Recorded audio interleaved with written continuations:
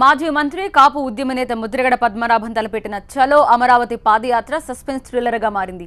చావో రేవో తేల్చుకుంటామన్న ముద్రగడను అడ్డుకునేందుకు ఏపీ సర్కార్ ఏం ప్లాన్ చేస్తోంది? పోలీసులతో పాదయాత్రని అడ్డుకుంటోందా? తూర్పుగోదావరి నుంచి అమరావతి వరకు అడుగడుగునా పోలీసుల్ని ఎందుకు మోహరించారు?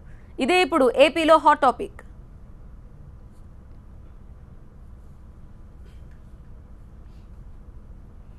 కాపు ఉద్యమ నేత ముద్రగడ పద్మనాభం ఏపీ సర్కార్తో చావో రేవో తేల్చుకునేందుకు రెడీ అయ్యారు. ఈ నెల 26న తలపెట్టిన చలో అమరావతి పాదయాత్రను విజయవంతం చేసేందుకు అస్త్రశస్త్రాల్ని సిద్ధం చేసుకుంటున్నారు. కాపుల్ని బీసీల్లో చేర్చే వరకు ఉద్యమాన్ని ఆపేది లేదంటున్నారు ముద్రగడ. తూర్పుగోదావరి జిల్లాలోని కిర్లంపూడి నుంచే పాదయాత్ర ప్రారంభిస్తానని, ప్రాణాల్ని పణంగా పెట్టైనా రిజర్వేషన్లు సాధించుకుంటామంటున్నారు ఆయన. ముద్రగడ పాదయాత్రకు అనుమతి లేదంటోంది ప్రభుత్వం. తూర్పుగోదావరి జిల్లా వ్యాప్తంగా పోలీసుల్ని భారీగా మోహరించింది. కిర్లంపూడిలోకి వచ్చే అన్ని రహదారుల్ని దిగ్బంధించింది. డ్రోన్ కెమెరాతో పరిస్థితిని ఎప్పటికప్పుడు పోలీసులు సమీక్షిస్తున్నారు. ప్రతి వాహనాన్ని క్షుణ్ణంగా పరిశీలించి పంపిస్తున్నారు. ఎక్కడికక్కడ నిర్బంధాలు, బైండ్ ఓవర్ కేసులు, అరెస్టులతో భయాందోళన సృష్టిస్తున్నారు. ఎప్పుడు ఏం జరుగుతుందోనని స్థానికులు భయంతో వణికిపోతున్నారు.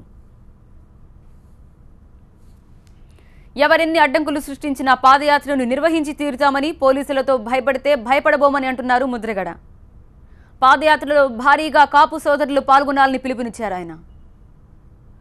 ఎన్నికల హామీకి కట్టుబడి ఉన్నా కాపుల్ని బీసీల్లో చేరుస్తామని చెప్పినా సరే ముద్రగడ మొండి వైఖరి అవలంబిస్తున్నారన్నారు ఏపీ సీఎం చంద్రబాబు. పాదయాత్రకు ప్రభుత్వ అనుమతి లేకపోవడంతో తూర్పుగోదావరి, గుంటూరు జిల్లాల్లో పోలీసులు భారీగా మోహరించారు.